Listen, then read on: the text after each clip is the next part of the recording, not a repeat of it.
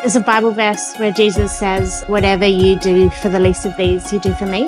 And so I like to think that I'm actually cooking for Jesus. I like to nourish people's souls as well as their bodies. Part of the City Meals team, we cook meals to hand out to the homeless, those that are doing it rough on the streets of Brisbane. There's such a great need with growing tent cities. But yeah, most of all, they need love and to know that they are of value and that there are ways out of this. My eldest daughter, she wanted to feed the homeless, and so we ended up doing the City Meals, and we partner with Fishers of Men. I used to live on the streets myself, in and out of jail all my life, was a drug addict.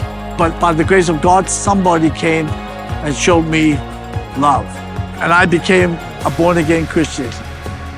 This is his ministry, and he's using us, and he can use anybody.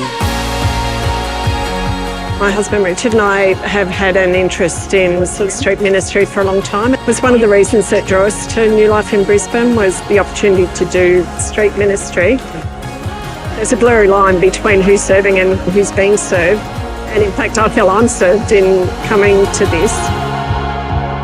So the whole ministry is volunteer-led. And then we've got a really broad team of volunteers. I'm not a chef, I'm a florist by trade.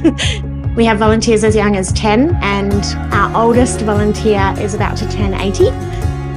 It's such a privilege to get to know the people that you're serving. They just light up like, wow, you know me, you remember me. And it's just that way that God can touch their lives through us, saying, hey, I know you and I love you.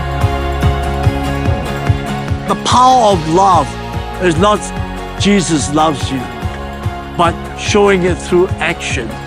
We are told to go out to make disciples, to show them that Jesus does love you in action. And this feels like a thin place, you know, where heaven and earth seem closer, the spiritual and material. It's a joy to be a part of. The biggest buzz comes when everything's packed away, everything's finished, ready to head off. And I do a loop around the church and go past Roma Street. And I see this whole row of people sitting on the side of the road eating the meals that we've made.